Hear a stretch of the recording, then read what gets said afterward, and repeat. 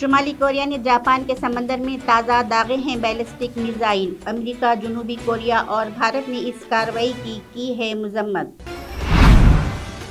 بھارت نے میانمار میں روزگار کے جعلی ریکٹ میں پھنسے اپنے تقریباً 45 شہریوں کو بچایا۔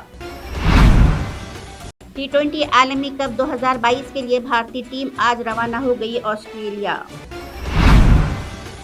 وزیراعظم نے مغربی بنگال میں آئے سیلاب میں اموات پر گہرے رنج و غم کا کیا اظہار اور مہلوکین کے کنبوں کے لیے 2 لاکھ روپے امداد کا کیا اعلان۔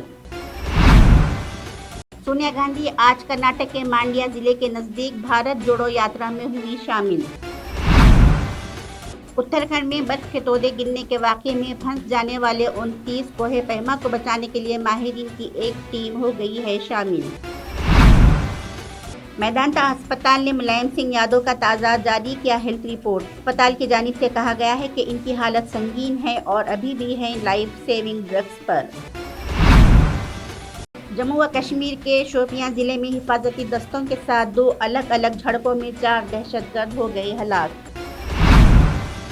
بھارتی فوج کا چیتا ہیلی کاپٹر توانگ کے نزدیک اگلی چوکیوں کے علاقے میں معمول کی پرواز کے دوران آج صبح 10 بجے کے آس پاس گر کر ہو گیا تباہ۔ ریونیو انٹیلیجنس کے ڈائریکٹوریٹ نے 11 کروڑ 56 لاکھ روپے مالیت کا 23 کلو گرام سے زیادہ ضبط کیا ہے سونا۔